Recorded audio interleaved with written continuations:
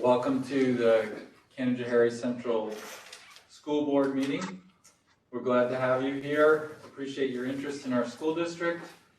And the agenda for the meeting is available to you on board docs through the school's website. The first meeting of the month, which is this meeting, is the board's business meeting. And in that meeting, the board discusses and votes on items on the agenda. If you have questions about these items, please speak with a board member after the meeting. The public comment section is your opportunity to bring issues to the board, ask questions, and make comments. We appreciate your presence and request that your comments be no more than 5 minutes in length on any given topic. Executive session is the portion of the meeting when the board discusses legal, personnel, or student issues. Because these matters are confidential, the board meets privately for this portion and the public is excused. After our executive session, we reconvene and take actions as appropriate, and the public is welcome to rejoin us if they so wish. We hope that this helps you understand the way the meetings will operate, and thank you for your support of the school district and the board. Do we have any questions from the floor? No public attendees tonight. No public attendees. Okay.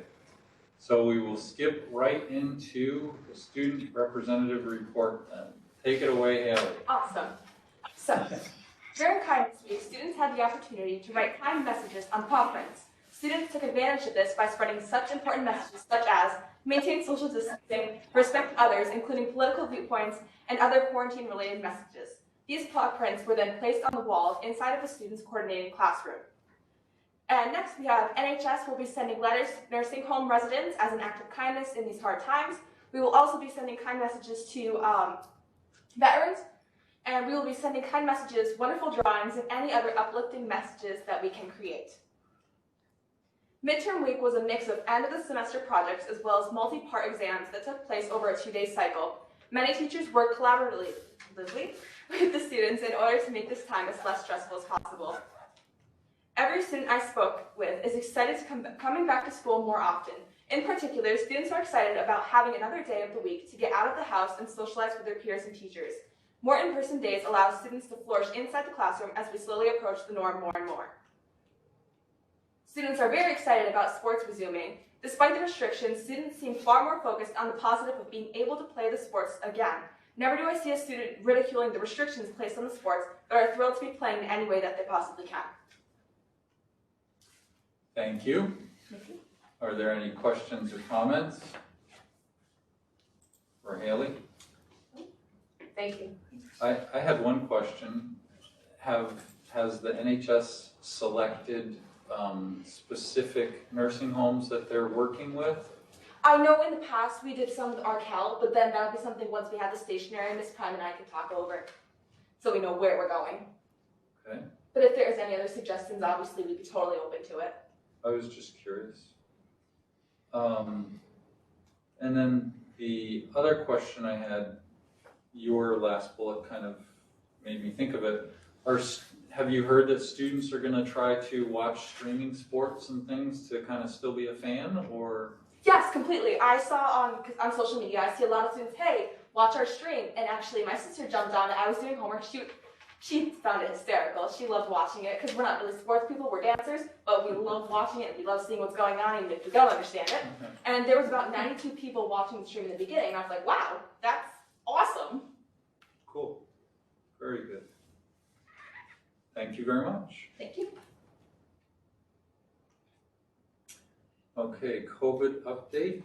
Yes, a couple things to start off with. I want to first make notice of Dr. Patanza and Andrew Mika for being able to speak at the Space Exploration Conference last week. It's a kind of a international conference for the most part. People from all over the world coming in. I think 100 different people in the conference. It was virtual. But they did really an excellent job. I emailed you the presentation, so definitely take a look at that and got some great feedback. So both of them, represented our district like we expect them to. The two Phils, Phil Horner and Phil Schaaf, will be presenting at the Social Studies Conference, Capital District Social Studies Conference next week, notice during the break, talking about their blog and things that they're doing with that as well. So once I get that information, I'll send it out to you as well. But it's just nice to see some of our teachers and our students getting out there and getting an opportunity to showcase the great things that we're doing here.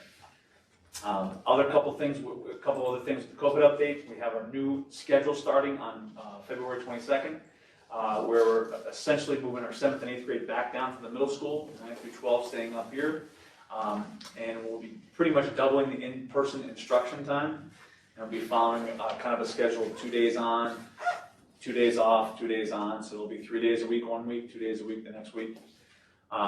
So it's not bringing more students back, but we're bringing the same amount of students back more, I guess is the best way to put it. We made the shift from the 5th grade to the elementary school, and the teachers moving in down the middle school again, so I think we're in pretty good shape there. They have the rest of this week and next week to kind of finalize that. We've worked out bus and transportation schedules, we're in pretty good shape there as well. Sent a letter out to the parents and to the students explaining the shift. And I think we're excited about just getting our kids back more, without a doubt. Vaccinations going very well. We had 3 rounds of vaccinations through the county health department, and pretty much everybody who put in for it gotten a slot. Anybody who asked to be put in, we were able to get the last 10 people in, or 11 people in for next week. So that's a good thing, and plus there's a host of other people who already had their appointments set up.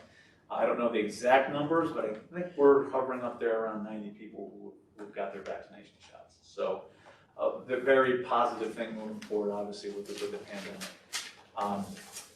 We used our remote days, and we're going to start to use our remote days to bring students in who might be struggling and need to catch up. And I think that was a very big success this week. We brought in students from the 7th and 8th grade, 6th, 7th, and 8th grade level, and also the 9th through 12th grade level. We were able to assign a monitor or an aide to each student to help them organize for the day and focus on work. We also had teachers stop down to spend time with them to make sure that they were catching up. As we get into the 3rd quarter here, we don't want to kind of lose any more ground. And what we'll do is we'll gauge that as it goes. At the 5-week mark, if they're doing much better and they're not failing the courses, they can go back to a full regular remote, but the option is here for the students. We're also using some iTutor as well for students who are fully remote to help them with some supports as well. What grades was that for? 6 through 12. So we got 6, 7, 8 down the elementary school, and then in the cafeteria we went 9 through 12 up here. Other things, iTutor, like I said, we're using for students who are fully remote. It was an online platform for us as well. Athletics are up and running. We had our first basketball games last night, away and home. We have cheerleading going as well, and they'll be having a competition at the end of the year. And we also still have our swimming and our bowling going. I thought it was a great success last night. The kids were wearing their masks, very respectful, followed the plan. Officials were great, kept their distance. I thought it was a model of what we were hoping it to be, and it was. Letting some of the media in for 10-minute clips to kind of take some pictures and some video, but no individual interviews. They can do that through either FaceTime or Google Meet later on. We just want them to get in and get out because we don't want any more people in the building if we possibly can help it. Wrestling is still on hold until the county goes 4% or below, and we're still hopeful that will happen. I guess the best way to put that. Our health insurance rollout, we talked about doing a promotion to help our telemedicine, and what we did is Hughes bought 2 $100 gift cards for a raffle, and we also gave away free gym memberships if they signed up. So we had well over 40 people sign up for telemedicine, and about another 30 people get free gym memberships. So I think it worked to our favor, and hopefully that will help reduce some of our expenses and our claims for our insurance. I think it was it was a very good success. 2 people won the gift cards. We were both in the same classroom, which was kind of odd, but hey, whatever works for the most part. I just want to expand a little bit on Kindness Week, and I wanted Alicia to kind of talk about that a little bit. and what the culminating event was for the most part. It's something that she kind of really took a hold of and ran with. And Yep. go ahead and talk about it. So, I've been planning weeks every month with a theme for students to like get excited about. This month, January, or past month, January, there was a website that's called the Great Kindness Challenge, and like a bunch of schools across the United States and even the world participate in acts of kindness. And so they have like checklists that the kids could use that would guide them. They were social distant activities that they could do in checklists. And what happened was Jen and the high school and the middle school sort of piggybacked on that, and it expanded throughout the whole district. And the kids had the same hearts with the paw prints at the middle school and the elementary. And when they performed acts of kindness, they put their names on it, and we put it on a kindness tree in front of the school. But on top of that, Jen had shared our flyer because now the Beekman boys are doing like a kindness campaign, and we piggybacked with them, and they offered our parents or community 20% off at their shop at the Mercantile and actually online. And then the school district got 30% back of the sales at the Mercantile. And today we went to the Mercantile, a bunch of students from elementary, middle, and high school, and we delivered. I had the kids write thank you notes because they were giving back to the district, and they have a goat out in front of the store that we inserted all those thank you notes in. And then we got to go into the store, and they posted the pictures on their social media website. We also participated in writing Valentines to nursing homes throughout Montgomery County.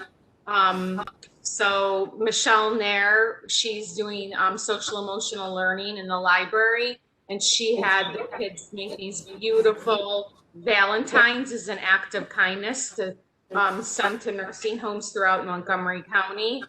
And then we also are writing the cards for the veterans. So that's another act of kindness. So we were just trying to promote kindness during this difficult time. And it sort of all fell together with Beekman doing their kindness and promoting it. And today they told me that PPS will be getting a donation of around $500. So that was exciting. So it was a really great thing, and I think the kids enjoyed it very much. And I'm looking to do another week of activities with the kids centered around either diversity or we have Dr. Seuss's birthday that's coming up. So just something to get them excited about coming to school and doing fun things at school. So that's it. Thank you. Thanks. All set? Does anybody have any questions? I guess I do. Not for Alicia. I have questions about the schedule and the number of kids who are 100% remote. Have we seen a decrease since September? Actually, it's even. We had some students come back in the elementary, and we had one pull out of the middle school and a couple more pull out of the high school. So we're actually kind of evened out. Still have a little bit over 100 remote students. It was kind of interesting how it worked out. But I think it was 10 or 11 that came back in the elementary, and then there was 10 that went out of the high school, and one that came back, or one went out, in the middle school. So I thought it would be the opposite myself, but. Have we looked at grade trends of, I mean, that's a sizable whole population that it's completely remote. There's a couple big bubbles in there, which is, there's no rhyme or reason for it, for the most part. I think, Chris, there's 6th grade, right? There's a big bubble. No, 7th grade is my big bubble. It's probably about a fifth of the 7th grade, maybe even a little bit more. And some of your higher classes, which I don't want to say it makes sense, but these kids know, all right, senior year, I'm only going in one day a week. I can do the stuff at home remote, I'm just as good doing it at home, so I'll just stay remote. Good, bad, or indifferent, that's pretty much what it is. I meant achievement results. Oh, I'm sorry. No, that's okay, that was good information to know. Yes, we're looking at the course failures, and when I present the goals at the end of this month, we'll talk about Okay. what we're trying to attack there, and that was part of that iTutor plus the remote days. I figured that we were probably seeing a difference in what was going on, but. It's definitely, you guys can you can talk a little bit about this, but I think we're kind of surprised that some of the remote kids are doing pretty good, and then some of the students in the school are not, right? It's kind of an interesting mix. There has not been a direct correlation, at least in Yeah. the middle school students, with remote students struggling versus in-person students having, more success. It really has been student to student. I think, chasing down assignments and things like that with the hybrid students is challenging when they're in once every 4 days. It just minimizes some of that, that contact opportunity. But there is no correlation that we've found at least halfway through the year. So we're really Same thing at the high school. We have a pretty even spread. The kind of the normal curve you'd expect from students, more or less the same, remote or otherwise. So, just very individualized per student. Okay, good. That's actually positive information. Yeah. So, yeah, go ahead. As it relates to the COVID, what are we doing for the seniors this year? Like, are there any special events or anything going on? We're waiting to see what we get from the governor as the things start to slowly open up.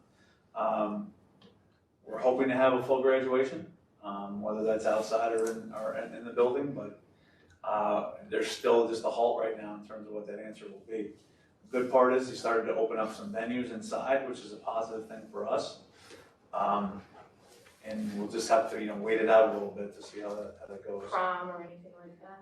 We're hoping for something, but we just haven't got any indication of what they're gonna open and what they're not going to open for us. We're moving forward National Honor Society. We're gonna have 2 inductions, and we're gonna break them up into 2 separate each night, just so each student can bring 2 Are parents. you doing it in person? Yes, yep. So I hope we've got a little bit of information by the beginning of middle of March. One with testing, which is one big thing, and second is, are we gonna start to be able to open up some of these other venues, From what I understand, testing is still going on, correct? As of right now, there was submission to the federal government to pull out of the 3 through 8 testing, and the concept behind that was also that the regions would follow if that was the case. The equity issue is too large. I'm not a betting person, but the equity issue is just too large to put that high stakes test on the table when you have areas where kids have not even been in school yet. So I would be very surprised if that was the case, but it would be nice for the students and the teachers and everybody. The kids have been through enough anxiety-wise and the stuff that they've gone through to at least have an indication of where they're heading for the rest of the year. So supposedly that was supposed to happen in November, and now we're hearing that's supposed to get word back in March. Other questions? And Mrs. Field, I can go off of that with prom. Prom committee, we have been meeting as we would normally. And we're planning, we're touching the water, we have our plan, but just in case, we can back off. We have it booked, we should have had our DJ booked as of last week, I'm looking right now. But we're planning for the best, but also there may be the worst. As we want to learn with this thing, it's very fluid and spontaneous it is. We're ready to fire once it happens, hopefully. But it's nice that the planning is at least there, and hopefully we can, move forward. I even reached out to the music department to come up with an idea for concerts, so I could pass it to the Department of Health. Put together an idea. Let's see if they can approve it. Whether it's an outside concert, whether it's by portions of it, maybe choosing the gym, whatever it takes. I was thinking about that. With them letting sports come back, the rest of that stuff should come back too. Drop that completely. I would love to It's have a little music. frustrating, but our Department of Health is willing to work with us, and they did. So we're going to put a plan through, and hopefully it gets approved. So. I had two questions. One was with the rearrangement of the students for them being back in school more. What was the impact and the adjustment to the elementary? Because I remember when we created the plan, the plan had specific reasons why we spread them out as much as we did. So can you explain kind of how that got modified as a part of this? Some of the grade levels went down in sections. So instead of 5 to 4, that opened up more rooms. Is that because more students went remote? Or? Well, we had enough room. Like the kindergarten classes, we were able to put more students in the class because we have barriers and they're smaller and they're bigger rooms. Okay. So that allowed us to kind of shrink that a little bit. So it allowed us to open up. We had a couple rooms, but we didn't have 4 or 5 rooms. Now we have those 4 or 5 rooms because we were able to shrink those sections. So that worked out pretty well for us. That didn't happen when we were able to make the move. All right. And then the other question is, are all the grades back to school now? I thought that there was. No, K6 is every day, 7-12 hybrid. No, I meant. I'm sorry. Oh, yes. I heard there was. After the break. After the break, yep. Everybody be back? Okay. There was a case that we had that affected 1 grade level. Yeah, I had heard that, and I just was wondering when that was transpiring and stuff. The good part with that, with the break, is there's only 4 days that they missed, which is a good thing. Okay. But they're fully remote, teachers are fully remote, so they were able to, give them the Chromebooks, and they're up and running. Okay. All right, any other questions? All right, excellent. Do we, I noticed the music stuff was in this section too. Yes, let's talk about that. Cover that here? It was kind of like a, quasi-update, I think, for the most part. Well, Right, we talked this about year? it. I was just surprised it was in the COVID one, that was all. I don't know where else to put it. Okay. You wanted just a breakdown of the allocation that we got last year left to us. And what we did is we broke it up with the fitness center and also the music department to kind of help. And if you look, there's a write-up from the music department in terms of what they purchased, how they're using it.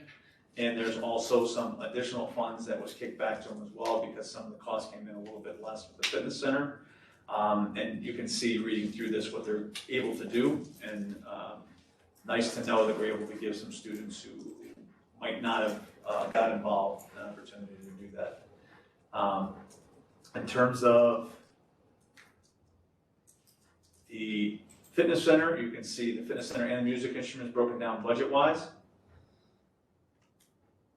and where all the costs went, and what's kind of left. We were able to take some of the costs from the building project as well.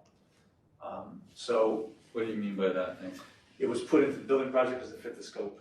So some of the areas, like Gary, for example, some of the flooring, and what else? The flooring in the fitness center. Yep. The plumbing, the rough-in plumbing in the 2 bathrooms. Yep. And also the just the rough-in plumbing was included in the capital project. Okay. And you can see the rest here and what we have left to purchase. So it's come out pretty good financially for the most part when we were able to revamp the entire room and also help the wrestling room get settled. And I asked them if they needed anything else. So there's a little bit of contingency and money there for them to be comfortable in their room and make sure they have everything they need. So, Any questions? Okay, moving on to the next item. NISBA report. Are you leading that, Mark, right? Yep. Can you all hear me? Yes. Yep. Can you hear me? Yes? Yeah. Okay. So as you know from the email I sent out, I was at the NISBA Capital Conference, virtual Capital Conference last week. It was a long conference from 8:30 in the morning till 1:30 in the afternoon, but it was useful and it had a lot of information. I'm not going to go through the PowerPoint that I sent you, but I'm going to give you just kind of a snapshot analysis of the budget based on the information that I got at that meeting, most of which is somewhat contained in the PowerPoint. So I'll start with the good news. The good news is that there's a proposed increase of 2.1 billion in our state education budget this year. And that's an increase of 7.1%. For Canajoharie, that means our budget will go up from the 2021 figure of 14.8 million to a 21-22 figure of 15.7 million. Unfortunately, that's where my good news ends. Now I'll get to the bad news.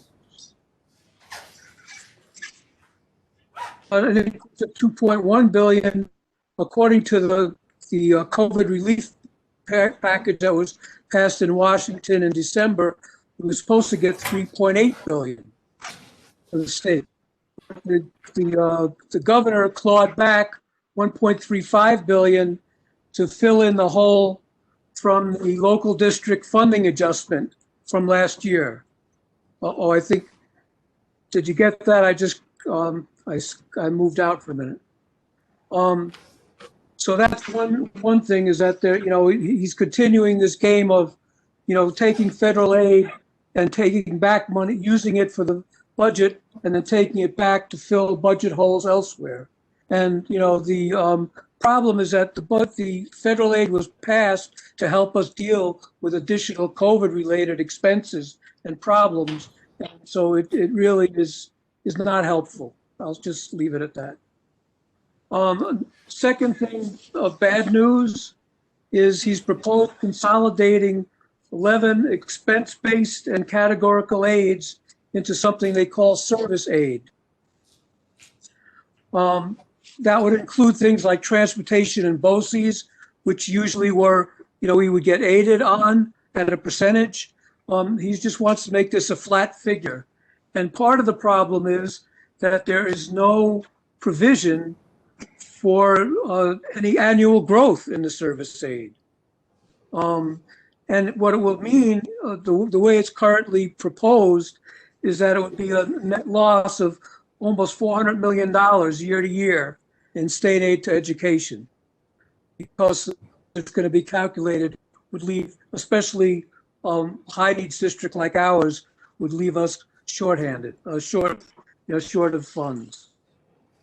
Another piece of bad news, foundation aid is not changing.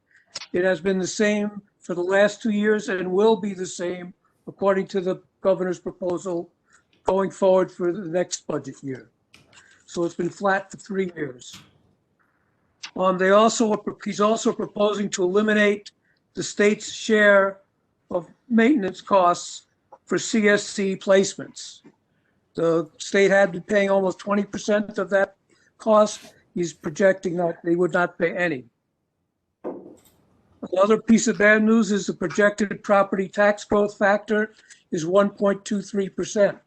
So that doesn't give us a lot of wiggle room on the property tax. Another piece of bad news, and I'm sorry to be depressing you if I am, is the way that STAR money is going to be calculated. He's proposing that it be changed. STAR money, as you know, I'm sure, is called school tax relief. That's what the STAR stands for. And in the past, what's happened is that it's been, people get a discount on what they have to pay for school tax, and the state would make up that difference, and that would be considered part of the property tax contribution to our budget. What he's proposing is that the state would continue to make up that difference, but it would now be considered part of the state education funding. So in effect, we would lose out on those STAR funds. So, this is not a pretty picture. And we're really facing a fiscal cliff in 22-23, because we would need an additional $1.7 billion simply to keep school districts' aid flat at that point, without the continuing federal aid coming in, which we wouldn't expect at that point. So, it's not a very pretty picture. One of the things that was encouraging in the conference is we did have a session with both the Assembly and Senate Education Committee chairs, both of whom we're pretty much on board with seeing these things as not good things for education. And I think we're going to have some support in trying to reverse some of these proposals, because none of them would be helpful. And then, so that was basically it. And, it was very informative, but it really shows that we have some serious advocacy work to do in order to help protect our funding and the way that it's provided. And also, obviously, it also underscores the need for further revenue sources, such as a wealth tax, which is definitely being considered and was mentioned by both the Senate and Assembly education chairs. And there's a number of different proposals out there in Albany right now. I've been kind of really working on trying to see if there's any coalition or coalescing around any particular, flavor of wealth tax.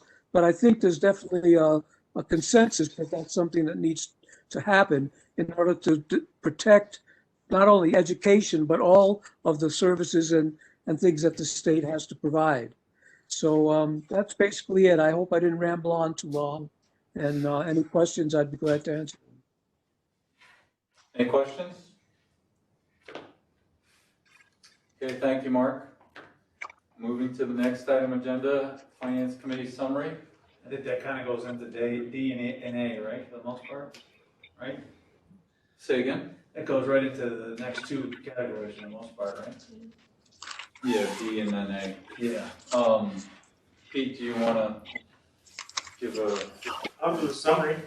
a summary of the Finance Committee? Yeah, we met and began our initial reviews of the maintenance and transportation as well as the general support budgets. We're looking to try to keep all those budgets flat. As Mark said, the rates or the aid is not looking like we'd like it to look. It could look nice on paper this year, but 2 and 3 years down the road is where we're probably the most concerned at this point. I think that's kind of the summary. If we're going to go into detail, I don't know if we're going to go into detail. I think that's a good summary for the board. For the board members, the thing that we really need to pay attention to, which Mark also brought out, is it looks like there will be a cliff where we're going to have to plan for next year, the year after, when the money's not going to be there this year. Otherwise, we will be in really bad shape.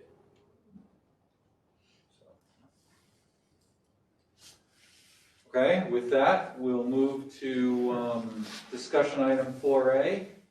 Let's see, who's up first? Lena, go right ahead. So in the third tab of there, under that 4A is the general support budget. And that this sheet shows pretty much the first part of the budget. If you look at the 7-page budget, this is the first page of that, which will include Gary's budget, the operation maintenance budget, and basically the district office, business office, board, supplies, and auditing fees, printing, postage, and just pretty much just the other stuff that doesn't fit into any other category. So this budget really didn't go up a lot. It does include Gary's, and Gary will talk about his. We only have a slight increase in his, but other than that, everything stayed the same overall. Any questions on that one? Okay, Well, one, go ahead. the treasurer not. I have a really quick question. One second.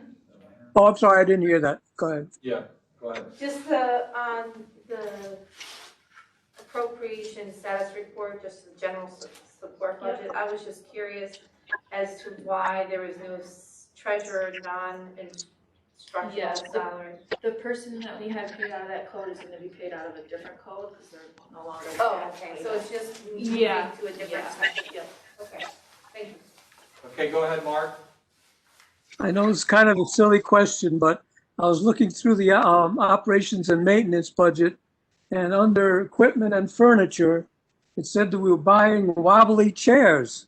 And I'm wondering why, what is a damn wobbly chair and why are we buying it? Okay, with that, why don't we go to the facilities and maintenance budget? Silly way. And yeah, normally we throw away wobbly chairs, don't we? But a wobble chair is it's just a chair where a student can kind of move around instead of sitting perfectly still. And it just allows them to kind of burn energy while they're sitting. Is that accurate, Alicia? Okay. So that's a wobble chair. Where will they be used? That was, These were requested in the elementary school.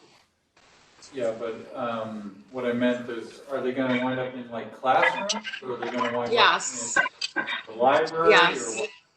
Okay. Yeah, They're gonna that's- end up in classrooms. A lot of the students that have special needs or in special education, they use those types of chairs. And I see them throughout the building in all different classrooms, actually. Just some students like to wiggle in their chair and it helps them focus. And that's why we have that is an option for kids. Okay. Thank you.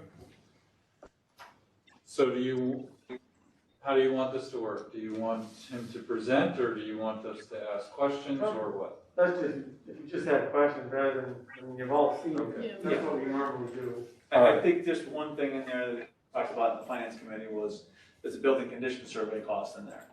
Yes. And we talked about that earlier in the year, if it's something we wanted to defer a little bit this year, at the end of the year, because it's aidable for next year, and create some revenue, you can see where we're at the end of the year, it's something we're gonna have to do.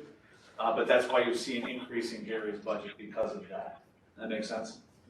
So if you wanna ask questions to Gary, and anybody else, obviously, go right ahead. So questions for Gary? It's aligned with equipment repair, maintenance with equipment repair. What are some of the things that are included in that? Okay, well, equipment repair is kind of a contingency budget. I mean, there are a few items that I know we need to do, as you can see. I'm on the wrong page. On the back there. Okay. Okay. So there's things that, you know, in this case, there's a compressor that's bad on rooftop 12, and that's the cost to replace it. But basically, it's money that when a piece of equipment fails, it gives us money to repair it. Most of the repairs we do in-house, but there are still things that we don't. We don't do refrigeration in-house, and there's some real technical stuff that we farm out. But basically, the bulk of it is like, for example, we had a drive go bad up on rooftop 8. Now it's around $7,000. Well, that would come out of equipment repair. It's a 40 horse motor, so it has a large drive and it's fairly expensive. So that's basically what it is. And right now, last year we had the same amount, and right now we have about just under 16,000 left in that quote because of buying parts or doing repairs. And so for any piece of equipment. Thanks. So is the current balance what's driving you to increase that line item, Gary? I did increase it About a little bit because I know that the compressor is bad on rooftop 12. And that's kind of a odd cost. So, you know, I know where I stand for the rest of the year. You know, we've basically got a third of the year left, and I'm down below a third of the money left. So if that was to go next year, and I could take 8,000 out of that immediately, then I have a fear that we wouldn't make it through the next year. So that's why we increased that. But I did move it from other quotes. You did what? I took money out of. If you look, there's a reduction Other places. in other places to make up for it. Yep. Other questions for Gary? I had a couple. The first one, we talked about this in the finance committee. But I just want to make sure that we're going in the direction of our strategy and investment of technology. Mm-hmm. And as on the equipment and furniture, when I saw whiteboards, we had a discussion about it because we've spent a lot of money and time in trying to upgrade and bring in technology, Mm-hmm. and we want to be cognizant that we're not taking steps back when we're still trying to move forward. So I would just want to make sure that we're being very deliberate in those decisions. Do you follow what I'm saying? Mm-hmm. Absolutely. And so what I usually do is, what we do is the principal, the teachers request things to the principals, and then the principal sends it on to me. And there were a couple of teachers that, in one here was a math teacher that requested a whiteboard to replace a board that's in the room. And I guess math teachers use both technology and a board. And chalkboards are kind of obsolete. Whiteboards are cleaner. They don't create dust, which causes issues with technology. Right. So over time, we've replaced chalkboards with whiteboards, and some teachers still like to use them. And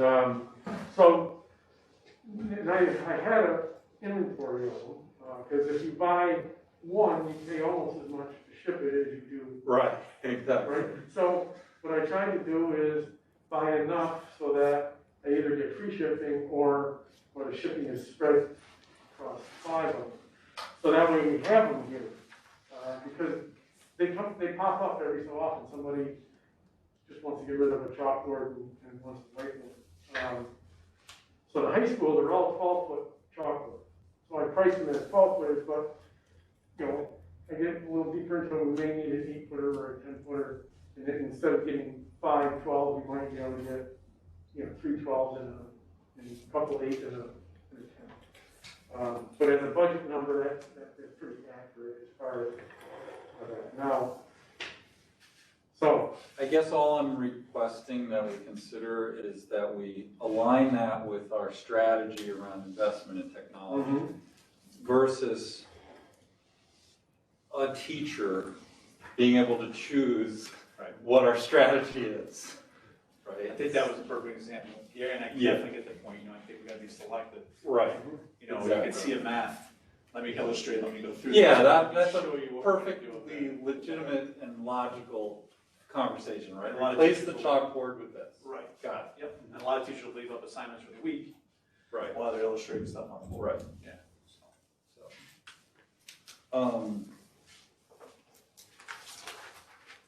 Thought I had one more. For the parking stuff.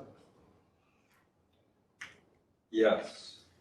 The And the grounds. the upkeep of the grounds. Can you tell us a little bit more around what you put into that? okay, so you see the 3 items there. Right, I see those. Yeah. Correct. So no question on those. No, we talked about them. We know what they are. Okay. Yeah. So grounds is like in the spring, we're going to find potholes. I can't predict that right now. Because last year, it was about $5,000 or $6,000 worth of repairs to the driveway and stuff. So there's some money in there for that. It's also for replacement of last year it was replacement of a couple of trees. So I put them in the budget because these trees are starting to get to their age. But it's stuff like that. It's just repairs on the grounds. Might be some overseeding, or it could be for marking fields. Sometimes I put that type of equipment in under upkeep of grounds instead of in equipment repair. So it's those type items that I put in upkeep of grounds. Okay. Any other questions for Gary? Okay, so Wayne, I guess you're next. I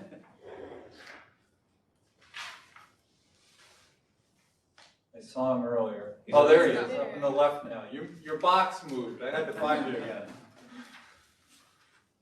You with us? So, does anyone have questions? Yes, we can hear you now. Okay, great. Do you folks have the budget proposal in front of you for 21, 22? Yes.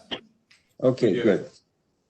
So just update you where we're at right now. I would say that we're running pretty well below what was budgeted for 2021.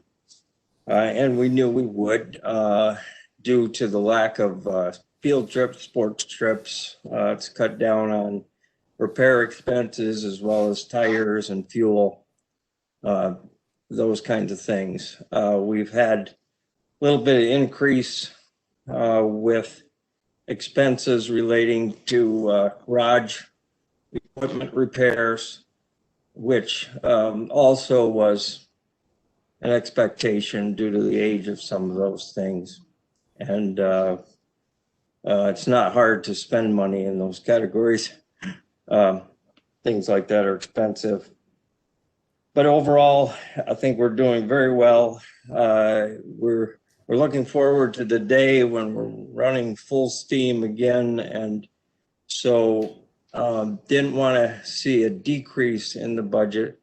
However, as you can see, it remains as it was the previous year, with the exception of the bus purchase line item there. And that's to cover the purchase of a new van in order to keep up our fleet replacement schedule. We now have a variety of vans ranging from 2009 to 2019 models, 35,000 miles up to 135,000 miles. And these things have been absolutely dependable units. We've purchased them for a number of years, Dodge Caravan. Unfortunately, they've discontinued that model. And so our next resort that would be most functional and economical is the sister Chrysler Voyager. And the prices that I've received puts it at about $4,000 higher than what we were able to budget for one of those units. So that's why I proposed that little increase there. We did decrease the line item, contract transportation, in order to make that overall budget with no increase. That's about all I have to share, unless you have questions. Questions for Wayne? I have a question. Wayne, go ahead, Mark. I was just wondering, Wayne, how have we done in terms of keeping all our bus drivers, not laying anyone off? Has that worked out okay? And are there any problems going forward, regarding that? At this point, it's worked out very well. In the fall, in order to handle our hybrid model reopening plan, I had to add on 3 bus runs, actually 5, but I was able to double run a couple so that there was only 3 additional buses. However, we also discontinued a van run out of district, so that gave us a driver. Another student dropped out of school that was out of district, which gave us another driver. And then our P-TECH programs consolidated to Fulton County rather than St. Johnsville as well. So that gave me the third driver. And I was able to keep them employed. Currently, with additional special ed runs that we have, I'm running about 3-4 substitute drivers on a daily basis just to cover it all. Okay. All right, thank you. You're welcome. Wayne, I had a question. Have you seen the contract busing or contract transportation budget impacted as a part of COVID, or has it basically just been the same as when we were in session? It was impacted for this year, probably I would say decreased, because I know of one that, you know, has chosen to do virtual learning only, or their family has chosen that for them, where, you know, we may have had to contract in order to take care of that individual. So this is such a variable line item. You know, it would, we've often talked about this in transportation committee, where it would only take one wheelchair student that needed to go quite a distance to eat up that $70,000. So it's very volatile. And, you know, what looks like a great situation could end up being a poor situation. No one ever knows. Yes, but for this year, you think it's looking pretty good, though? Very good. Yes, we're way below budget. I believe, is Leah there? I think she could confirm that, but I think we are. Wasn't the transportation committee talking about purchasing I can't think of what it was. There was something we were gonna purchase out of that code this year. The truck. Okay, yeah. So that's where that money was gonna come from. Yeah. So we're gonna be able to do the Yeah. truck without any additional. Right. Because of that, because we have so much extra in that Excellent. code right now. Okay, And unless something crazy happens between that and, you know, the next couple months, we'll still have that available. and then the last thing that came up in the finance committee, Wayne, we talked about the fuel man costs, and we were wondering whether there's a more cost-effective way for us to do that, and how much we might be able to save if we did it in a different manner. You're talking about the fuel man fee, the card fee, like $500 a month or whatever it is. Right. Yeah. Yeah, I've often looked at that and thought about it, and would like to find the time or opportunity, I guess, to make a study. The only thing I could think of is, you know, to be able to obtain a tank of our own, so that we could buy fuel in bulk and, you know, eliminate the cost of that fee, which ends up being, I think it is around $500 a month, which, you know, is additional cost. I don't know that it would be a great advantage unless we could get like grant coverage or something for a fuel tank. But I would have to study that more in depth. What about if we used a different payment mechanism? Like what if we had a fuel credit card that we used for the district that didn't have those kinds of fees associated with it? Do you get much benefit from the fuel man breakdown by bus, or do you not need that information? That could it be done in a different way?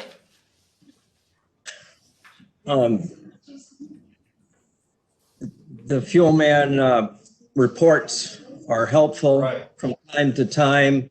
I did study them and look into them. If you recall, we were talking about the possibility of changing back from gasoline to diesel buses. So it was helpful in studying that. Otherwise, The only real advantage this to me from month to month is to be able to do the fuel tax refund.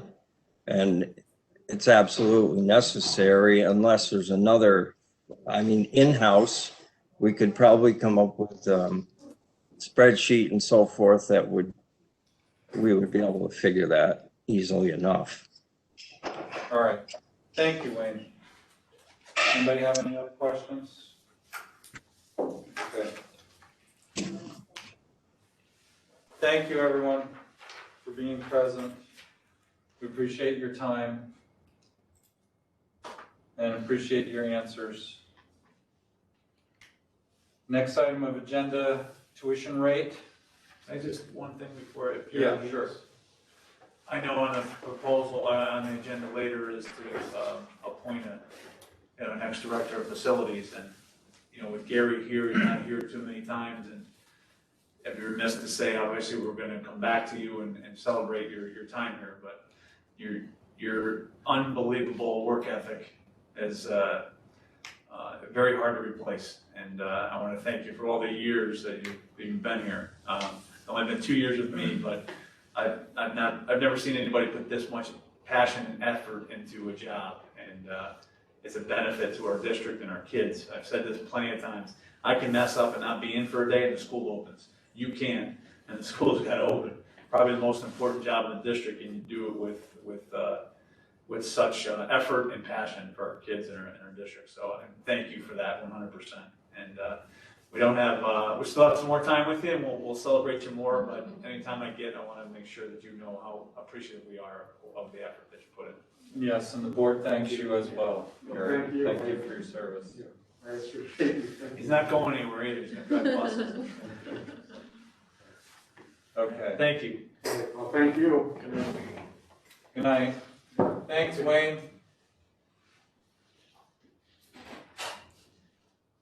Okay, tuition rate. Yes. I didn't see anything in there, so.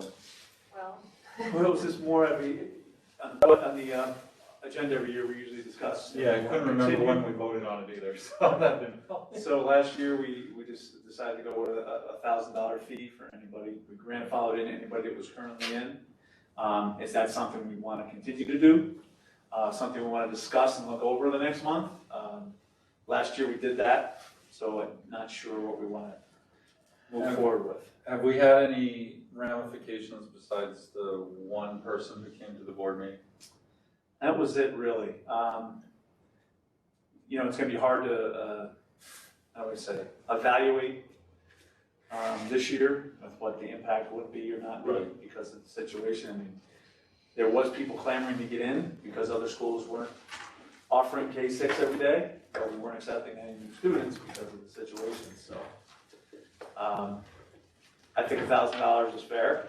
It's $20 a week, but whatever we decide to do as a board, obviously, is what we move forward with. We usually put a letter out pretty soon, let parents know to put in for next year, and we just want to make sure that we're on the same page and put the tuition fee.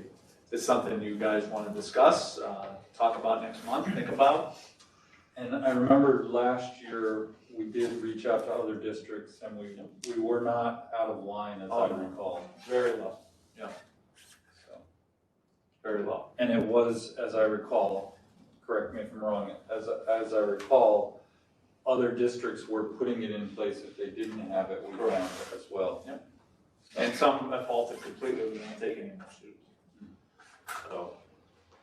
So, would the board like to revisit, or would the board like to stay with status quo? I think we stay with status quo There's no personally. reason to change.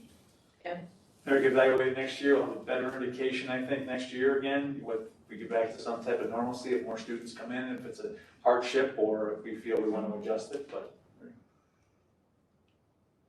What are your thoughts, Heidi? I'm not really sure. Mark? As you know, I mean, I think I'm opposed to us having a tuition. I think obviously the basis of students coming into our district from out of district is that will not cause any additional expenses for our district, and we in fact get additional state aid for having the additional students.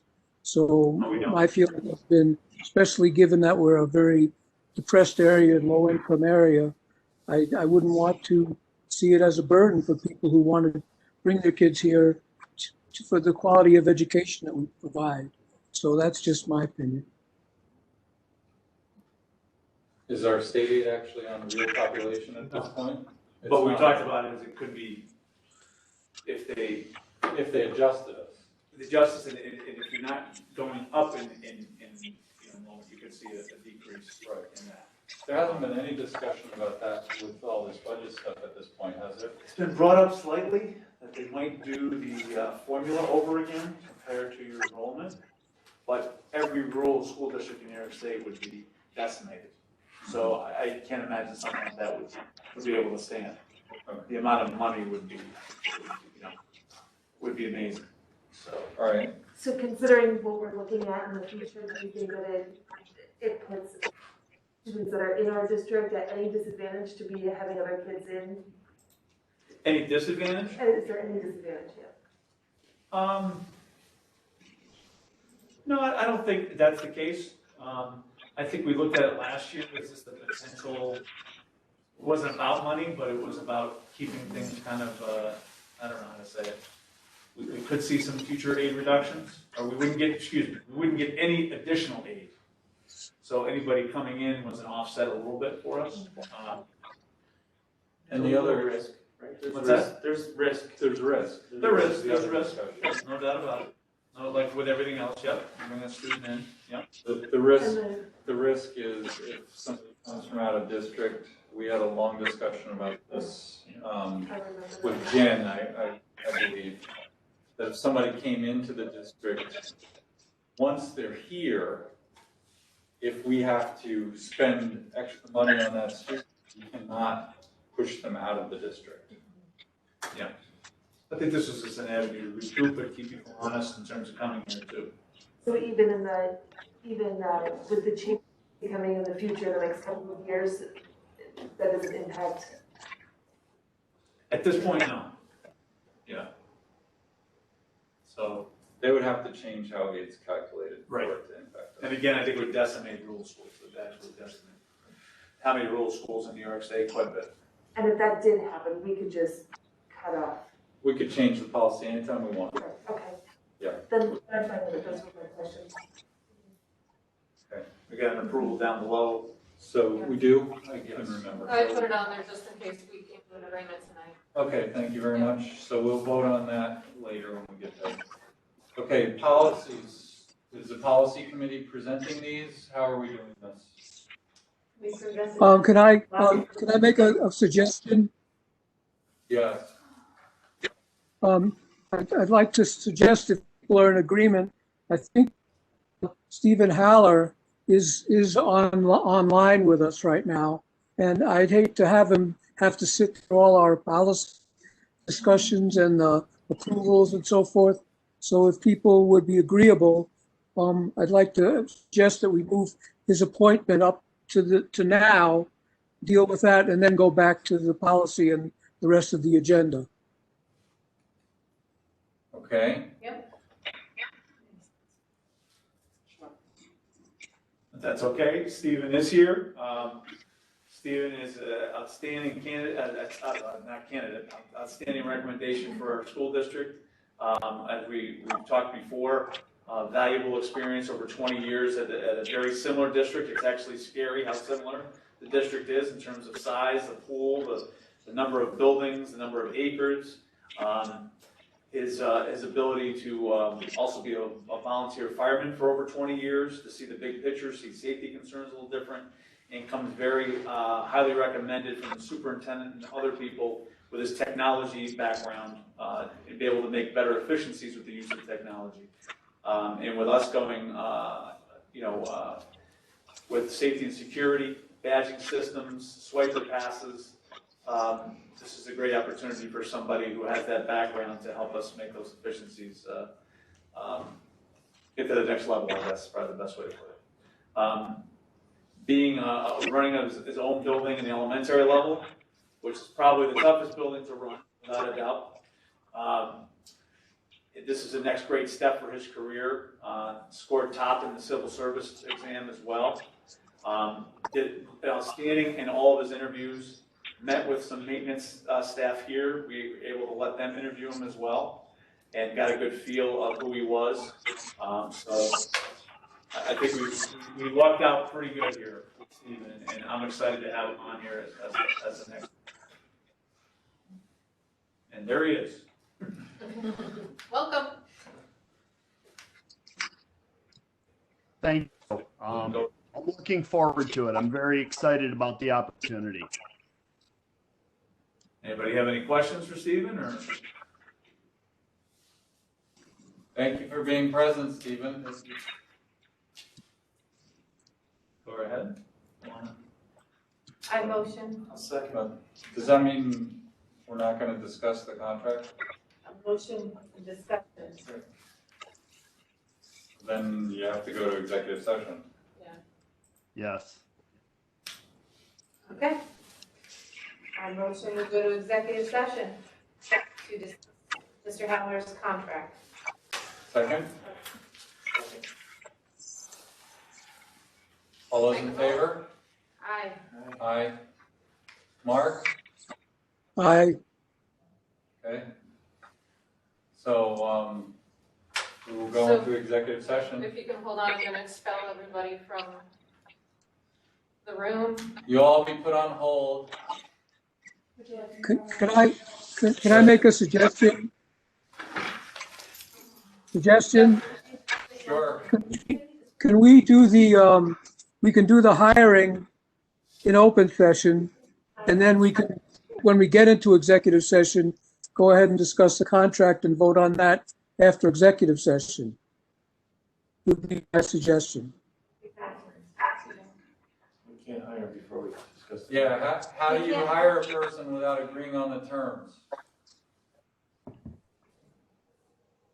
All right.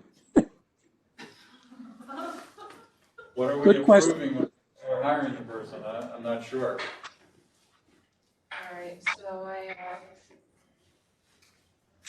Okay, well, let's go into exec then, fine. Okay.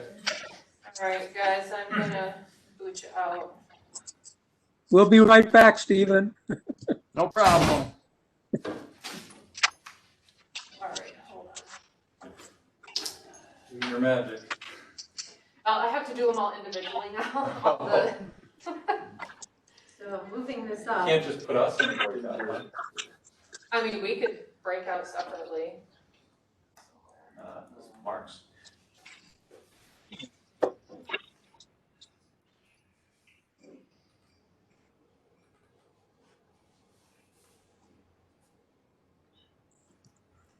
There's a typo in Gary's.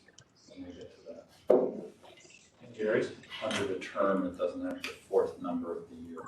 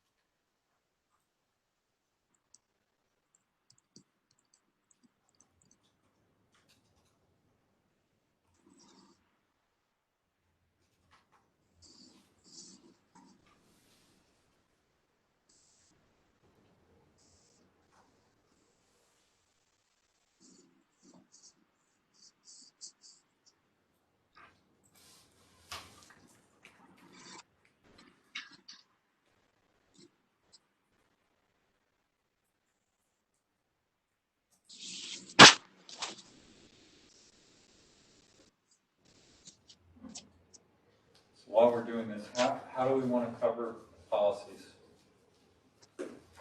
Let's just give you a heads up, the first two were just they were approved last time, I just updated them to the words that you guys wanted in them, so we can just go through those quick. The other ones, we don't have to approve tonight, you can take a look at it for the month and come back next month if you wanted to. Up to you guys.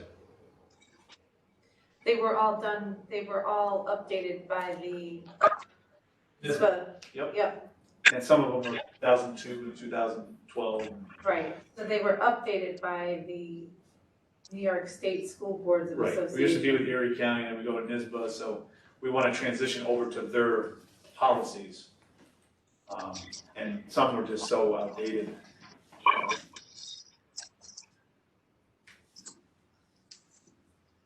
So when there's changes in the future, there are changes for the NISBA policies.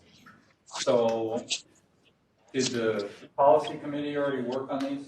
Yeah, we are, yeah, it was just me, because, Heidi wasn't there when we went over these specific ones, but, I looked it over with Nick, and we discussed them, and I think there were just a couple typo type things that we looked at.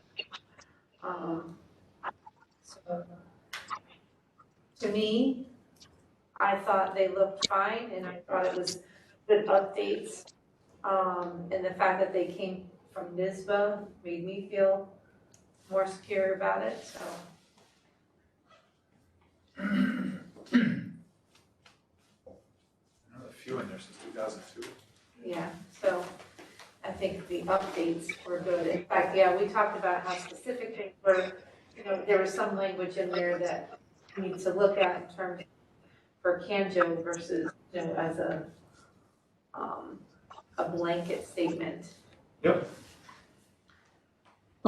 Scott, Yeah, no, I had a few, some of them, and I don't know if we'd want to do that tonight, or should I wait until, should we wait till the meeting, or? I think, people's time is waning. So, Guys, a couple of questions and send them to me before I get ready. what we can do is maybe cover the ones that are the second readings. And then, agree to revisit the first reading ones and send comments to Nick so that he knows what our comments and questions are. Okay? Okay, yeah, I'll Is be that glad. okay? I'll submit. Agreeable, Mark?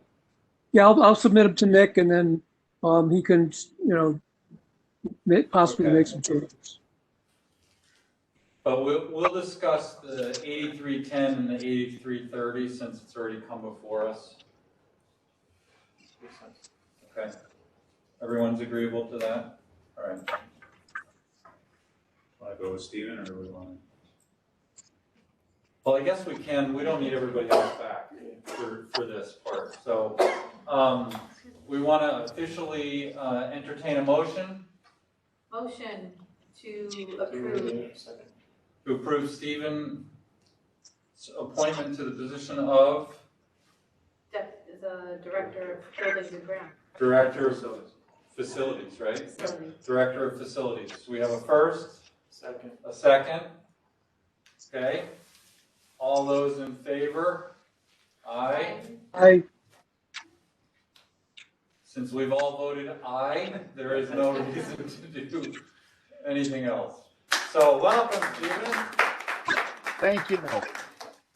I noticed that you're moving after winter is over. Scott, Yes, go ahead, Mark. and I just, in addition to welcoming him, could I ask if he'd like to just say a few words to introduce himself and, tell us a little bit about himself and what his plans are in terms of coming to Canajoharie and so forth, if you want to. Oh, absolutely.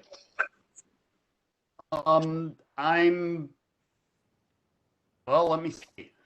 I'm somewhat familiar with the area because I have friends that live out there. I've been coming out at least once a year for the past 25 years for the Baseball Hall of Fame induction, and I stay in Nelliston.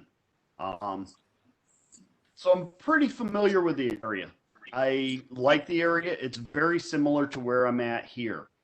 I, like Nick said, have been a volunteer firefighter in my home district for 30 years. Have over 20 years in facilities maintenance, some grounds work.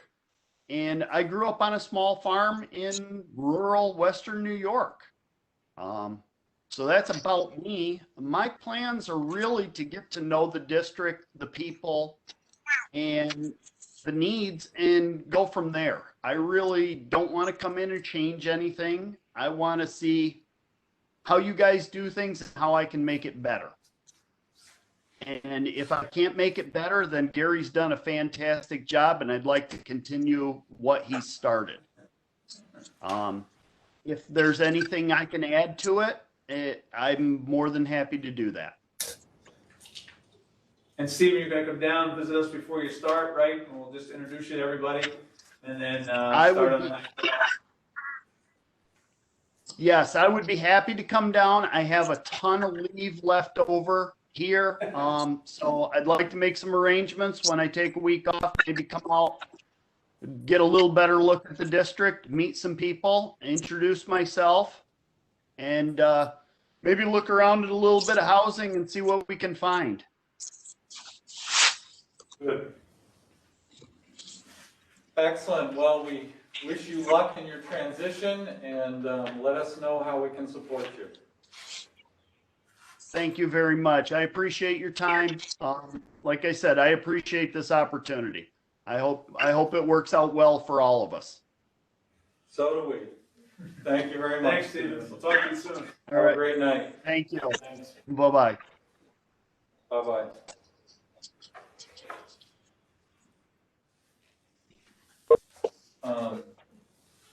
Do we want to continue while you're trying to get them on? Yeah, keep going. Technically, we don't need them No, they're present in a board meeting. So. They're having trouble, so Okay. go right ahead. So we're going to move forward while they're working out the technology issues. So next on the list, bumping back up, I believe we're on 4C for discussion, policy 8310. Which is the library's material selection. So there was a couple areas there. Well, you saw the yellow, but Yes. we made some changes to permanently and permanent. Yeah. The board also reserves the right to reinstate any materials, that's on the bottom, but the other piece that was left was, you wanted me to look into the piece that said, under the leadership and recommendation of the superintendent of schools. Right. That was the piece that I vetted out to NISBA and our lawyers, Okay. so they said that was, So it's fine. that was good. Good. All right, any other questions on that? I just wanted to make sure we didn't put something in policy that was not kosher with this. At 8330, that was there was one area on the second paragraph. Jen made this recommendation. Under the recommendation of the superintendent, the board will designate the appropriate form for the recommendation of materials. It read before that they approve of it, and Jen, if you wanted to go into a little more detail, you didn't want to necessarily approve, but designate the form for it. I think this is just, I think a technicality that I think of, but the board doesn't really have the knowledge to know whether or not that is the appropriate textbook for a child to use. That should be left up to the educators, and the superintendent is the one who's in charge of that. So I think it's the board's decision to come up with the funds that based on the recommendation. So I feel like we're purchasing it because that's our due, we're fiscally responsible for the district. But I don't think, I'm not qualified to, I'm probably more qualified out of the board, but to determine what should be used in a classroom, in a kindergarten classroom or whatever. That's just, I don't know what you're thinking about that, but I think we should be just worrying about purchasing it. So my only question around that is the state requirements that we approve curriculums and how we balance that. And I didn't see that aspect in here. Maybe that's because it's in a different policy about curriculum. Correct. I didn't remember. And that's your, how do I say this? That's part of your responsibility. That's right. That's already We written. can't give it into away. law. Correct. This is more of the instructional materials like books, textbooks, so just purchasing of them. So the way Jen was explaining is I don't think we should, I just shouldn't be, I say. It's not for me to say that, Yeah. Curious George is better than Dr. Seuss, okay? Do you see what I'm saying? Or, No, you agreed. know, for a kindergarten classroom. But the money, if it's the same amount of money, what difference does that make? I know we have to approve a curriculum, but that is an entire, that's separate than purchasing the resources. That's like saying, well, you can, using it with instruments or basketballs or whatever, well, you can only use this type of basketball instead of this type of basketball. I don't know, you know. I like the intent. I wonder if we could add something in there that includes through the budgeting process. That's Because I good. feel like it pretty much says that we have to fund whatever is recommended. And we're fine with this, by the way, through legal and everything, so if we can put in either one, you know what I mean, in terms of upon the recommendation of superintendent, the board can approve, or the board can appropriate funds. It's, because you're already built into your responsibility for budget and curriculum. Does that make sense? Mhm. So, either way, we can add another piece in there with the budget process. So, it's a small snippet. not that big in of a this deal. thing. It's It just- really, to me, either.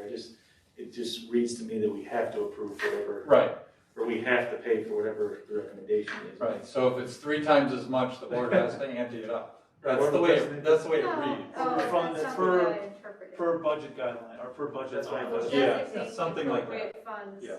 I'll do that, I'll add that to it. I think that- Appropriated by that's the budget, the Correct. finance. I'll Yeah. try this with. The one thing I had a question on with this one was under calculators, where it says, the end of the second line, beginning of the third, it says teaching materials for the district which is authorized to levy a tax.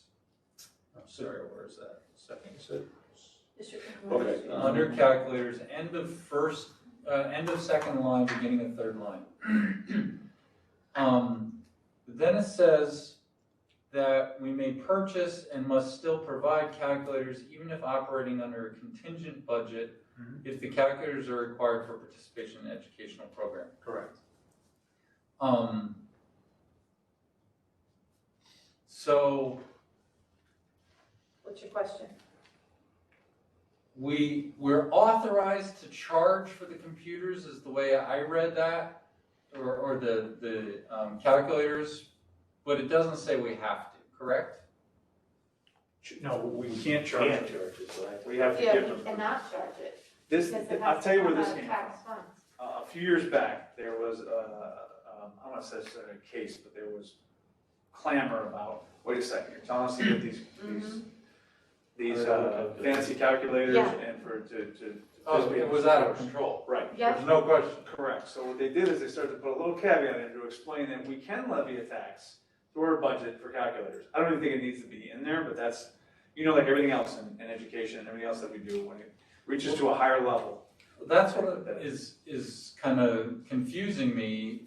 Do they mean levy a tax, like an extra charge through the budget process? No. What do they mean? We can levy it, It's we just- can levy the tax for calculators. So. So it's saying it's treated like all classroom materials, Right. in which all classroom materials. They segregated this out, All right, they gotcha. segregated this out due to Gotcha. the, All right. The So- bitching and complaining So are basically, really we good. can levy taxes to cover our budget, and this is in the budget. By the way, calculators is one of those things. Gotcha. Does that make sense? Yeah, that's what was throwing me for a loop. It was Yeah. like, As I can tell you. is that like a fancy way of saying we can charge kids for it? $250 one year. Well, we to buy charge the two taxpayer. of those By the way, calculators. I think it's a good move that you don't have to buy them 1 year. I think we had to buy 3. It's Yeah. ridiculous. Yeah, that's exact, I had to buy two. Sir. Um, Okay. It's for some family, $150. So we all agreed that the first readings, we owe a note to Nick on any questions so that he can address those in the next meeting. Yes. Okay? Yep. Sounds good. Thank you. So moving right along, that was all of 5 we left. Correct. And then 6, Consent agenda. consent agenda. Any Yeah, need? pull out the minutes, I think, because Heidi wasn't here for one. That's right. Which meeting was that? I don't remember. 28. Was it the 28th? Okay. Yes. So can we do a consent, all inclusive except C? I would make that motion. Okay, second? Yep. All right. So, any discussion on minutes of the 14th?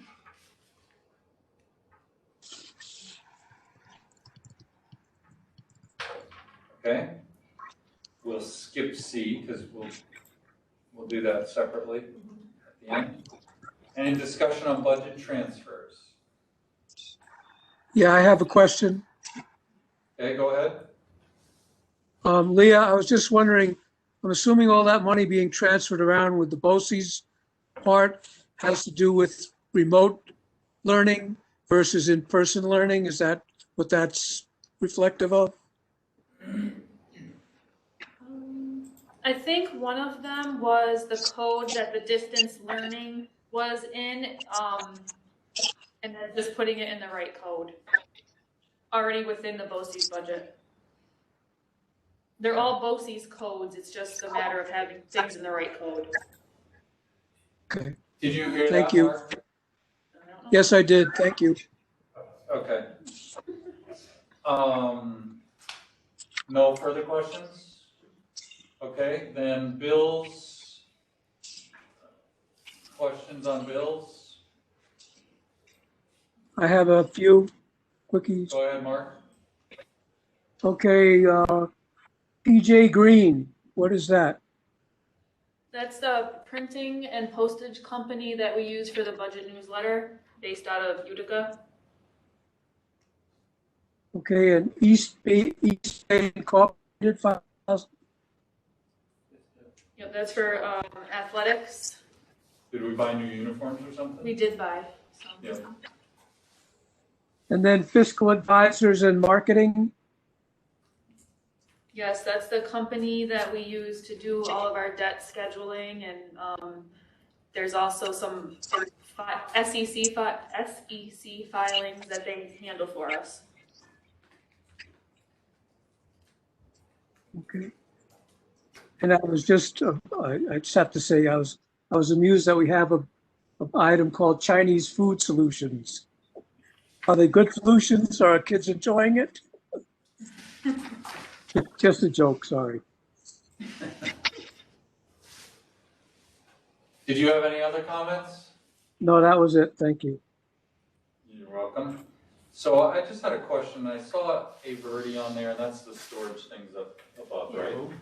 A Verdi, A-V-E-R-D-I, that's the storage stuff, right?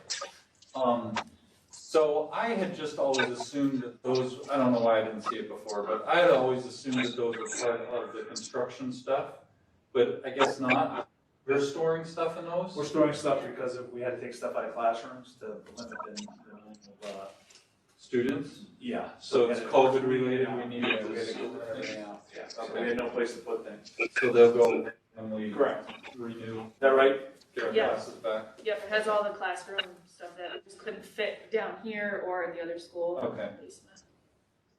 All right, any other questions? Okay, moving on to the next item then. Treasurer's report, questions? Just a quickie. I just Okay. want to say that interest rates are going down, down, down, down. I'll leave it at that, and hopefully this will change. Well, yeah, it's definitely not playing out the way we had hoped. No, that's for sure. We were hoping to get a little bit of spending cash out of the flow through of the millions that come through, and that's definitely not working out the way we had hoped. Just, Leah, is there any hope for improvement in that area? Not that I've seen, no. just the movement of money between the two banks is really all we can do at this point. Okay? All right, I'll let it go for now. No, As you know, we're both in the same, we're both in the same spot, Mark. We were hoping on getting a little spending cash out of that. So we're moving to calendar. Nick, you want to walk us through? Yep. Just very similar to last year, we had the day before Labor Day for a conference, the day after Labor Day for our second conference. We tried to match up some another conference day with capital, actually with HFM BOCES.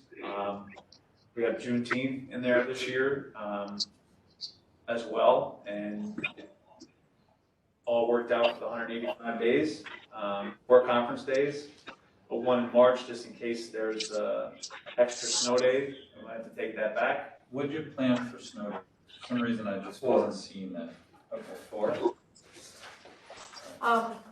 It's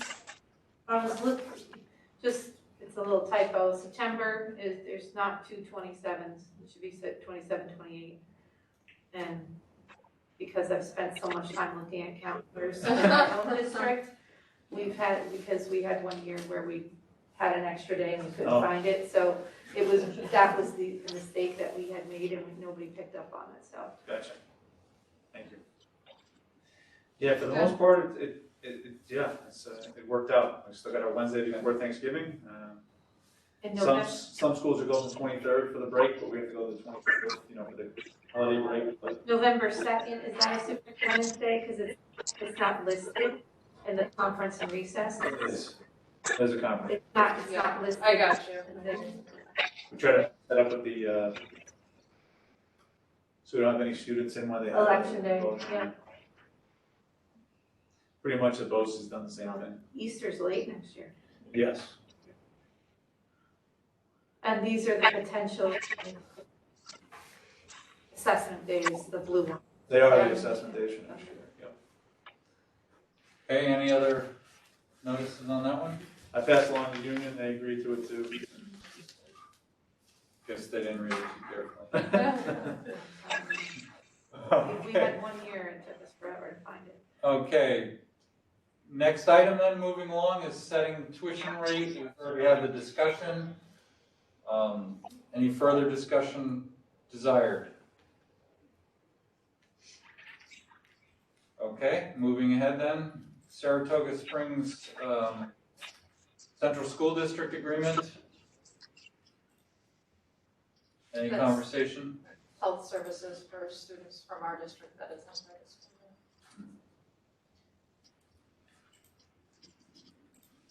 Okay, moving on then.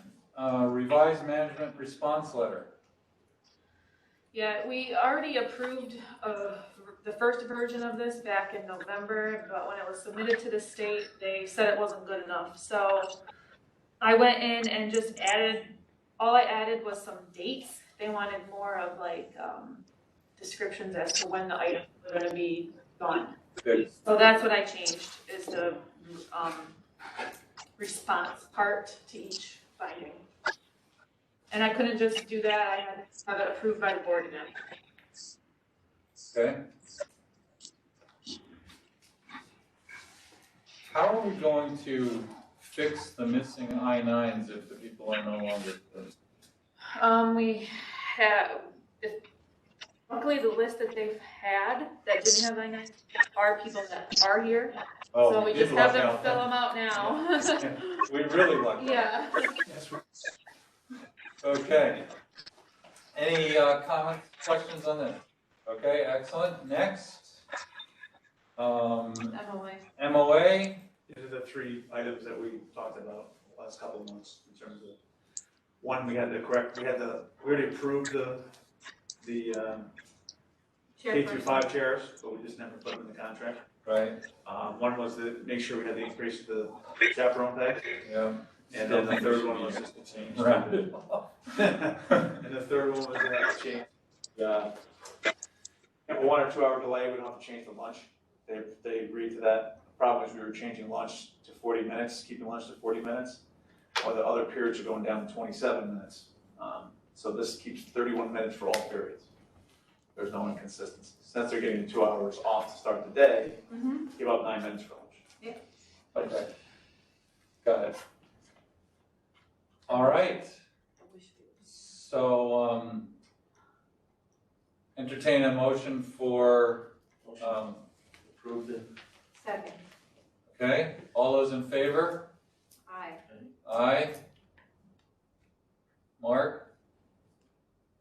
I, All those, okay. I wasn't sure if you wanted me to keep going or whether you were in favor. Okay. All right, so the consent agenda is approved. Now we need to go back to the minutes for the 28th. Motion to approve? Motion to approve. Second. Any discussion? Okay, all those in favor? Aye. Aye. I, What? Abstain. And abstention. Thank you very much for reminding me. Okay, thank you. Now going back down to number 7. We already did A, so we're to 7B. This is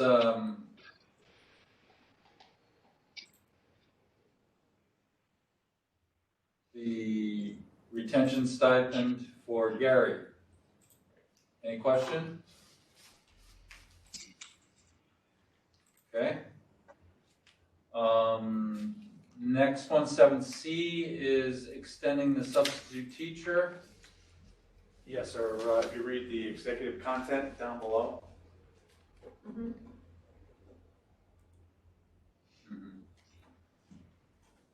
So is she not going to be teaching? She at all will, April 14th to 16th.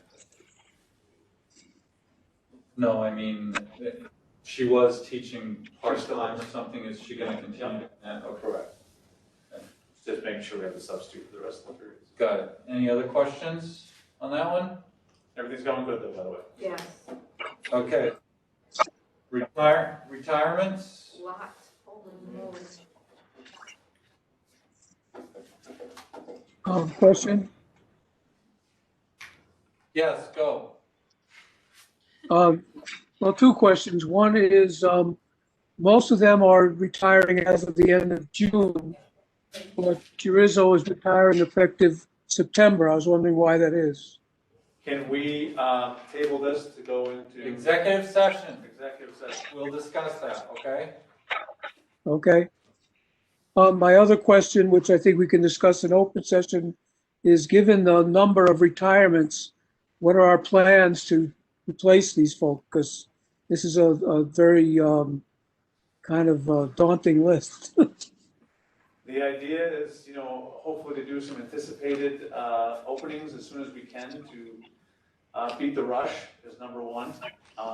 And we talked about, if you look at the retirements, the majority of them are down the elementary where they're just going to be replacements. And there's talk about a little shift up with science up at the high school. So, but we'd like to get ahead of it so we can get the best candidate pool as possible. Along those lines, I know when we had our strategy session, one of the things that I encourage us to think about in terms of our plans is how do we engage the people we hire? Because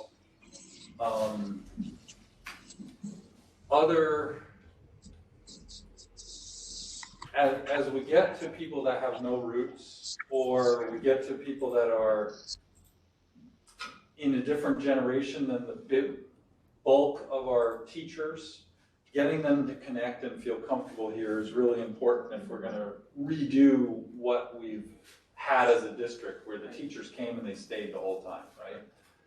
Which is a fabulous thing for our district, so how do we rebuild that?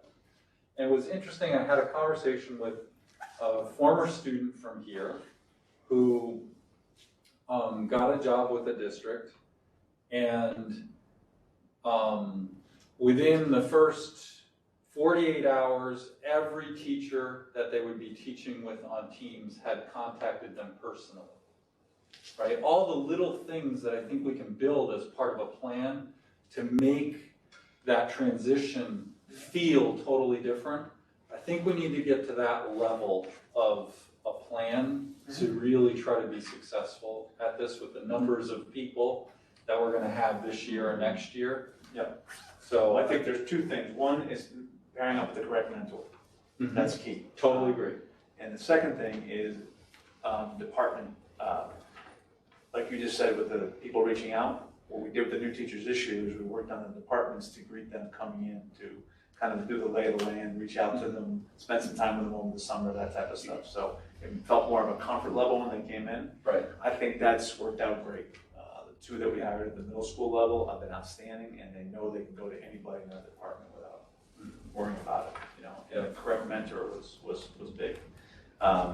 Also, we did a, I don't know if they ever did it here or they haven't done it here, whatever it is, bringing someone in the first day and having like a full, you know, Orientation kind of thing. orientation, meet and greet with anybody, again, spend time with the department, spend time in the classroom, and we did that as well. So I think those are three big areas. Yep. The generational. Also, when we interview and we talk about big on making sure that they can participate in any club activity or coach. Right. So they can get involved with our students as quick as possible. Right. The generational component, we might want to reach out to organizations in the area so that we, you know, the social aspect is part of them connecting, right? And, you know, where are there those extracurricular activities that we can get them aware of so they don't have to fumble around trying to find them, you know? Just everything we can do to make that transition, I think, is going to be critical as we have a considerable portion of our workforce flip over the next few years. Let's say the next 5. Yeah. You're gonna Really, that's going to be the difference between successfully repeating what we've enjoyed as a district or having a turnstile go on. Because because those veterans have been here for Ever. 20 plus years at least. Definitely. You know. You know, science department is, you know, it's definitely a Taking worry up huge there hit. next year. It's got to be an extreme focus in terms of making sure we get the right person in place to be the department chair, and then follow that up. Yeah. So I think, you know, between last year and this year, it's a good opportunity for us to build a plan and then adjust it as we're starting down this road so that we get really good at it. Agreed. Okay. But that does, we're gonna talk about that in a second. I was just gonna add to that I think is you're bringing in younger teachers, the number one priority to people that age in work is culture. Yep. They'll work in a good culture for less money. Right. So I think it's just really important that they're onboarded properly. Yeah.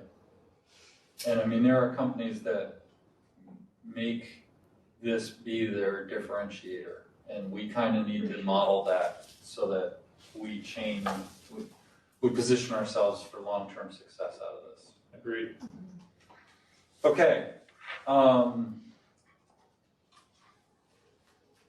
would entertain a motion on. Are we, are we? Oh, we have one agreeing? item we have to go to executive session for, so we can't do a motion on, which one was that? That Let's was just do the retirements, B right? and C, right? We can do B and C, Motion. Second. okay? All those in favor for items 7, B, and C for approval? Aye. Aye. Okay, excellent. So now, let's see. No business, new business. New business, BOCES board election date. So the date on here is the date that BOCES has set to vote on the BOCES Board of Education. We did not have to nominate anyone this year, so we just needed to decide what time that day. And we can all meet via WebEx if we want. We can all what? I'm Meet sorry. via WebEx. WebEx. I left That's, my phone at home. what month was it? April, right? Want to shelf to the next meeting or Back here. look over your calendar? Or you wanna do it now?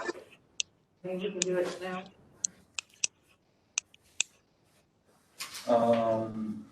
I have to be on campus before, so I don't know what everyone else is. We did it at 7:30 in the morning last year, so if everyone can WebEx in at 7:30 in the morning, At 7:30. we can just knock it out. So WebEx at 7:30, is that good with you, Mark, on April 28th? Sure. Heidi? Yeah. Does that work? It takes all of 5 minutes. Does that work, Pete? Yeah. Okay. Very good. Done? Motion to go into exec? Yes. All those in favor for going to executive session? Aye. Aye? Okay. Thank you both. Thank you. And Okay, hold on, 9:20. time is 9:20. So now we gotta go back to. Now we have to go back to retirements. I would entertain a motion to accept the retirements on item 7D. We have a first, we need a second? Second. Second, all those in favor? Aye. Aye. Aye. Okay, now I would entertain a motion for us to go home and eat. Okay, so moved, I heard, so I'm done. Okay, good night, everybody. Good Good night, Mark. Good night.